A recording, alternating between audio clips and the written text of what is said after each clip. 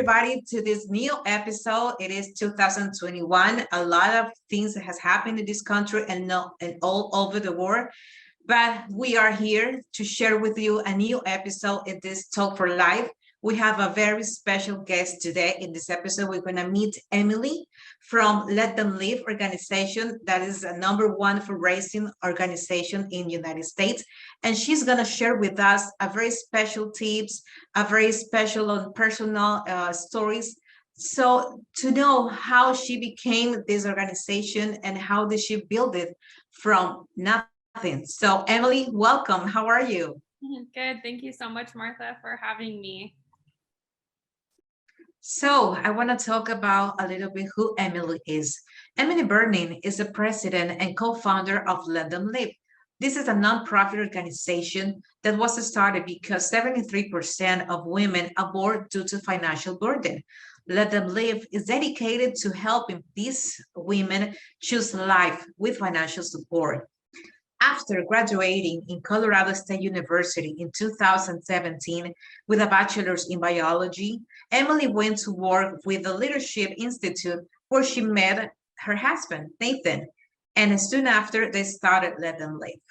They live in Fort Wayne, Indiana, with their 4 dogs. Tell us a little bit more about you. How did this happen, this idea of helping women with financial support? How was it so hard for you or was it easy for you? Tell us. Yeah, well, that's a great question. I mean, there's so much going on in the United States and in the world in the pro-life movement. And I, after college, knew I wanted to be a pro-life activist. I wanted to do something in the pro-life movement and make a difference. But I didn't really know where to start because there's already so many organizations here that are doing amazing work. And I didn't want to just copy or, redo what other people were already doing. So I needed to find something that wasn't already happening. And what happened was one night, right after Nathan and I had gotten married, we didn't have a lot of money at the time, but he was up really late on Facebook and he was in like a pro-life group. And this girl had commented that her cousin was going to have an abortion and she wanted to know how to convince her not to have the abortion. So Nathan actually messaged this woman and said, "Hey, why is your cousin having an abortion? Can you tell me more about that?" And it turns out it was financial. She had been kicked out of her apartment. She was living in her car. It was the middle of winter. It was just freezing. She was late on her bills. I mean, it was a pretty bad situation. And so Nathan kind of turned towards me and said, "Hey, do you want to save a life from abortion?" And I said, "Yeah." He said, "We'll have to empty our bank account." But that's what we did. We gave her every penny that we had. And we had by this time quit our jobs to do Let Them Live full time. So we didn't have a cent to our name.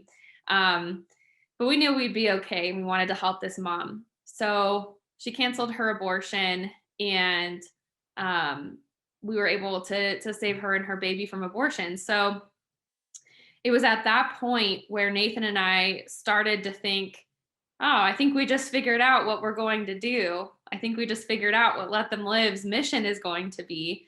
And so we started just building it from there. We started putting fundraisers out on social media to see if people would donate to them because Nathan and I weren't able to financially provide for all of this. And we started finding more and more moms who needed that help. In the United States, 73% of women have abortions because of financial burden. So there's a lot of women here that need help with finances to choose life. So that is pretty much how Let Them Live got started. And it started with just Nathan and I, just the two of us doing everything, and from counseling to fundraising to making sure we had everything on the legal side. And now we have over 30 staff members, almost 100 volunteers, and we're just really growing really quickly. We've helped over 250 moms cancel their abortions in the last 2 years. So it's been a really a really awesome couple of years for us. A really quick time for quick growth. I would say we've grown a lot. But yeah, that's how it got started. And it's definitely a very motivating story because sometimes you think you need to have a big platform or a big help or maybe a lot of resources to start helping, but it's just a small acts like that, like yours and your husband. Please say hello to him for us. And that motivates us to take an extra step to give that extra effort with the little things you have. Yeah. Sharing is what becomes really more even more sense of gratitude with what you have and share it and give it back in these small acts. Yes. But tell me a little bit more. Yes, yes, please. I was gonna say, and too, I think a lot of us have really big hearts and we want to save the world and we want to help as many people as possible. And then when we try to do that right out of the gate, we can feel defeated. So it's important and it's okay to start small and then kind of grow from there. That's how Let Them Live happened, and that's how other organizations can grow too. Start small and get from that. That's a very important tip, a message for us. Emily, I have another question. I want to know, or we want to know in Ecuador, what are the most common facts or the reasons why, because due to financial burden, but why do you think women have the first option? Is it really abortion that their first option, or they have a previous thoughts about where can I get help or where can I get financial help from before even thinking of killing that baby? So sadly, I can speak, to the United States, but it seems like abortion is pretty much in general, it's different for every mom, but our culture is so centered around abortion kind of being that first option to go to. A lot of women that are in crisis pregnancies, their first Google search or their first place that they go is Planned Parenthood or an abortion clinic. And so it is pretty sad because we have to try and figure out how to intercept them before they go into that abortion clinic and tell them that there are resources for them. There are some women, though, that may schedule the abortion, but then think, okay, maybe if I find resources, I won't go through with it. But if I don't find resources, then I'll have the abortion. So they're still kind of keeping it in their back pocket as, like a second option, thinking that they're not going to really find any resources. But then they stumble across Let Them Live, and we have tons of resources, like financial and otherwise, for these moms. So, it really depends on the mom. I think desperately they don't want to go through with an abortion, but they just don't know any other way to, raise another baby. We've had so many different scenarios, but you might have a mom who's this is her seventh child and she doesn't have a job. They got laid off because of COVID and they just can't even make ends meet right now. And it's just really intense. So they don't want to have that abortion and they're going to try and look for other resources. But if they can't find anything, abortion is where they're going to go. So unfortunately, sadly, in the United States, abortion is so interwoven into the fabric of our culture that it's really hard to sometimes help women get out of that mindset that abortion is the option. I have a quick question about that. Do these women thinking about abortion, do they even really know what abortion means? I mean, we want to get a little bit deep inside their insights of finding out why do they choose or they think about this option. Do they even know what real abortion is or what is the procedure? And even though they choose or they consider to abort after that? Some women, like I said, it is still so situational, but some women are totally lied to when they know, like when they hear about abortion or they go into the abortion clinic. They're lied to about what is actually like the baby that's growing inside of them. They're lied to about the procedure. They're lied to about the the consequences and the aftermath of having an abortion. You know, there's mental, emotional, and physical repercussions of having an abortion that can last 20, 30, 40 years after an abortion. But women are not told that. They're not led on to that. Some women may know a little bit about the abortion procedure, but they may not understand like how that would affect them. They may not really understand. I believe that women that are seeking abortions aren't really they're not really in a mindset where they're thinking, oh, I'm about to go have my baby killed. They're thinking, oh my gosh, I'm 3 months behind on my rent and I don't know what to do. And I just got kicked out and I'm living in my car and I can't bring a baby into this world. They're thinking about that current situation that they're in, just terrified. And then they're hearing from places like Planned Parenthood that abortion is a quick and easy solution that will solve all of their problems. But that's not the case. So that's where we come in and tell them that women deserve more and better than abortion. They deserve the truth. Their baby deserves more than abortion. They deserve to be the mothers that we know that they can be, and we intend to help them get there. And unfortunately, the abortion clinics that do spread lies to women about what abortion is or what would happen to them after an abortion, they're profiting off of women having the abortions. Abortions are the main moneymaker for Planned Parenthood. So there's no way that we can really trust them to be completely honest and truthful when it comes to talking to women about abortions, because they're counting on those women to pay them for that service. That's very important. That's why I was asking you that, because we know most of people or most of young women doesn't know what exactly means this procedure. That is a human being that you have inside your body, that is another body, and we have a lot of, or enough, more than enough biological reasons and facts that science has given us. But even though we are talking about a cultural issue, we are talking about lack of enough education in maybe high school or social media. We have a lot of contamination that give us this wrong idea. And as you mentioned, a quick exit is to abort, which means to kill your baby. So with that said, how can we help from your side of let them live to aware this issue, or help educate women that abortion is not the solution, that it is really a homicide or killing your baby? It sounds horrible. I know it sounds very rough, but it's the truth. And sometimes they don't want to hear the truth. So with that mentioned, another question is, what is the challenge do you have to get to these young women? What is the average age of the women you help? The average age, I would say, is anywhere between like 24 to 27. It can definitely be a lot younger than that, and it can definitely be a lot older than that.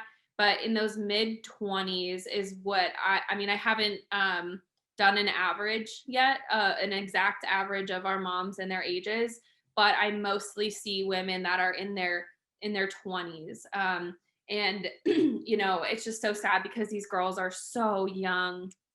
They're so young, and they're told that, you know, you're getting pregnant and this is going to ruin your life and you won't be able to finish college or you won't be able to have a career. But the truth is that having a baby does not ruin the rest of your life.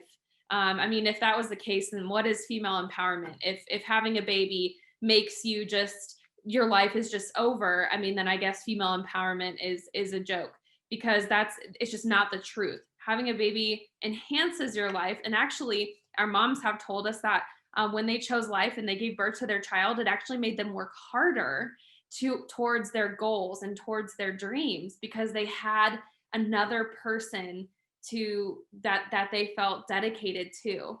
So that baby really helped push them along. So these young moms, I mean, going in for those abortions, they really don't have to. There's so many resources, so much help for them, and their futures are so bright, even with their babies. In this fundraising strategy or platform, what are the first baby steps or amateur steps somebody has to give in order to start fundraising money to help? Yeah. So the first thing, and it's interesting because with fundraising, I think a lot of people want to jump right into getting money from people. But the key to effective fundraising is to lay the groundwork first, right? You need to make sure that there's a need for what you're doing, that your mission is solid. Why are you doing what you're doing? How is it different from what other people are doing? And ask yourself questions like, is this something that other people would want to give money to? And if people are giving money to our cause, are we going to be able to show them results of their donation, right? When people give, you want to be able to show them that their donation is working, that it's doing something really impactful. So for Let Them Live, for example, obviously there's a need. There's 73% of women in the United States having these abortions that we can prevent with our financial support. And that directly involves a donor. It's a call to action for our donors. You want to have a call to action. We tell our donors, look, we really cannot save these lives without you because it takes money to save these lives. And then we're able to show them that our mission and our structure actually works. We've actually canceled so many abortions, so they know that donating will actually work. And then the other thing is when a donor gives money to Let Them Live, we don't just leave it. We handwrite a thank you card. Every donor who donates gets a handwritten thank you card thanking them for their donation because it means the world to us. They also get updated throughout. If they donate to a specific mom, they get updated throughout her pregnancy with ultrasounds and updates and pictures and things like that. And then the most important piece of this, I would say, is when the baby is born, because that donation that was given maybe 6 or 7 months ago while this mom was pregnant has now come full circle. And that donation saved that baby's life, and now that baby is born. For Let Them Live, it's very straightforward, our fundraising, because we have a very tangible way of showing people that their donation did something. And that is sometimes the trickiest part with organizations, especially if it's more like political, because politics, and legislation and lobbying can take a really long time. Sometimes it can be hard to show the direct impact of the work that you're doing. So sitting down and kind of hashing that out is really important. That way you have a solid foundation, and you know that you are able to get donations and you're able to show people that what you're doing is impactful. And like what I said before, the same thing goes for donations and fundraising. It starts small. Let Them Live, I think we started with like 5 donors, and half of them were our family members. So you start with people you know, and social media is super important in fundraising as well. People share your message, they share our fundraisers, and social media makes it spread like wildfire. But it starts this big, and then more and more people hear about it, and then more and more, and then they share it with people, and then they share, and it gets bigger and bigger and bigger. And eventually you grow from 5 donors to 5,000 donors, or and you just slowly grow. But you want to show people that what you're doing is unique and you're making an impact. Another question, Emily, how do you reach out to people that is not very familiarized with the pro-life culture, or the donation spirit? So I think the thing that we did was most of our fundraising and our activity happens on our social media. And so we started putting our mission out there on social media. We started putting fundraisers out, and people saw it. And if they wanted to donate, they would donate. And then we began to kind of cultivate that relationship with that donor. And then they began donating more and more and sharing our fundraisers. And as our social media grew and more people started liking our page, we ran ads and things like that. And as people started liking our page, and our page was like general pro-life content. So we were trying to bring people in that already were pro-life, that like we knew would agree with us about trying to end abortion with financial support. And so we brought people in, and then we started saying, hey, we've got this fundraiser for this mom, do you want to donate? And then they would donate. And when they donate, we collect their information so that we can follow up with them after their donation and continue to cultivate that relationship. And then, as we've grown over the last couple of years, we have actually attracted a lot of pro-choice donors and supporters. So we not only have pro-life people that donate to our cause, but we have people that are pro-choice that donate to our cause. And that's not something we actively sought out. That's just kind of something that happened, and we don't really know how or why, but it did. There's some people that don't necessarily agree with us about abortion, but they like that we're giving women another option. So it's super interesting. It's not typical. I will say it's not typical. It's so rare to have a pro-life organization that has pro-choice donors and supporters. But I tell everybody, I'll take it. If you want to donate, I will take that money.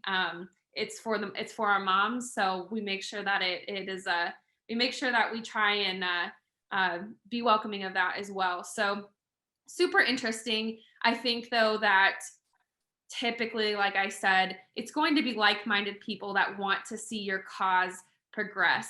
With Let Them Live, we're doing more cultural type things. So we're saying, hey, just help this mom. Everybody, it doesn't matter what you think about abortion, you can help this mom. She really needs your help. With legislation and other lobbying efforts and things like that, it's a little bit more political. So it would be difficult to try and bring other people into the fold. And in fact, that may actually be outside of your scope and maybe outside of your mission, right? Your mission may not be to bring people from the other side over to your side, but to activate a current, base of pro-life people to vote or to come out and protest or something like that. But yeah, so interesting for sure. Nothing I ever expected having from both sides. But I guess maybe because deep inside, we're all humans and we look for to help each other. I mean, whatever they think or they feel about something that's particularly, we are all human beings. Yeah. We have one planet, we have one life. I mean, deep inside, I truly feel and believe that we want to help each other. We want to give a hand, we want to give back, valuable and very important. For Emily and Let Them Live, how, besides the financial help, you mentioned something about counseling. How important is counseling for these women? Because, okay, they have the money, but maybe they are spiritually or emotionally devastated or overwhelmed and worried about, okay, where should I go? What should I do with this money? It's emotionally is also an issue for them. Right. Yeah. So with our support too, I'll mention when we run fundraisers and things like that, we'd be doing a disservice to our moms if we just handed them a check or some cash. So we actually pay all of their bills directly to where they're due, and we come up with a financial plan with them. We also have a financial advisor that volunteers, and she meets with some of the moms one-on-one to develop a budget with them, talk about saving and like financial health and things like that. But definitely, while financial support is kind of our main thing, there's so much more than just financial support that comes with a woman seeking an abortion. We've got women that whose families have abandoned them. You know, the father of the baby abandoned them, or maybe they're in a domestic violence situation, or maybe they've been raped, or, you know, there's a lot going on besides just financial support. And that's why our pregnancy counselors are not only there to pay their bills, but to walk alongside of them during their pregnancy and be a friend to them, and emotionally support them throughout pregnancy. Because I mean, pregnancy is hard enough by itself, and then you add on all these other burdens and stresses, and a lot of our moms are single moms, and it's really tough for them. So our pregnancy counselors provide so much more than just financial support. It is definitely emotional support, and we connect our moms to with community like resources in their local community, so pregnancy centers, sidewalk counselors, so that they have somebody in person too, if they want to connect with. Because we work remotely, all of our counselors, we all work from home, we're all in different states, and so we connect with our moms like through you know, like online communication, or through our cell phones or FaceTime or whatever. But we do want to make sure they have like in-person support too. So we all just come around this mom and give her a big, you know, a big support system, and try and provide every resource possible to her. And one last Yeah. question before we end this special program. Advices, I know it's different culture between the United States and Ecuador, but the spirit, the pro-life spirit of helping is the same. The battle against life is the same. So the pro-life force, or the pro-life platform all over the world is going to be the same. What kind of tips can you give us, or people who are looking for having these fundraising platforms and helping other people or women in need to before they even think about abortion? Yeah. Well, like you said, you know, it is different cultures, but I think we all have this same like heart for these women, and passion to support them and love them and their babies.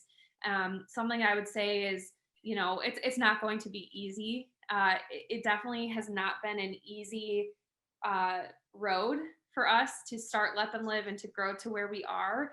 But man, it has been so worth it. I will tell you, so many times I could have just walked away or quit. But we stuck with it. You stick with it, and passion, honestly, being passionate for these women is what has kept us going in the tough times. So just keep going is my advice. Keep going. Where there's a will, there's a way. Find a way to make it work. We have to defend and stand up for these moms and their babies. If we don't do it, who else is going to do it? So just stick with it. Learn as you go. I definitely don't know everything. I'm still learning every single day. And I certainly am not an expert at business or nonprofits or anything like that. So you can be just an average person and create something great. And that's just my reminder, because that's just what Nathan and I are. We're just average people that had an idea, and somehow we made it happen. And just stick with it. And you know, any advice that I can provide, I'm always happy to do that. We're always available to help in any way that we can, because ultimately the success of other pro-life organizations in the United States and in the world means a success. It's a success to us as well, because we're all working together towards the same cause. So anything that I can do or we can do to help that, we definitely will. But stick with it. We're all in this together, and you know, we're going to defend these moms and their babies. Emily, please, how can we find you in social media? It's a great question. So we're on Facebook, Instagram, and Twitter. If you just type in Let Them Live, you will find us on there. We've been growing our following a whole lot. So that is where you can find us. Also, our website is letthemlive.org. And there's other information on there as well. Can we donate from outside United States? Yeah, absolutely. We have a lot of international donors. So that is something definitely that you can do through our website. I don't know if we have a current fundraiser going, but we've got lots of fundraisers for different moms on our website, as well as monthly giving. So definitely donating from outside the United States. We've got, like I said, we've got a lot of international donors, and we absolutely love to see people from other parts of the world, helping women that really, really desperately need it. So.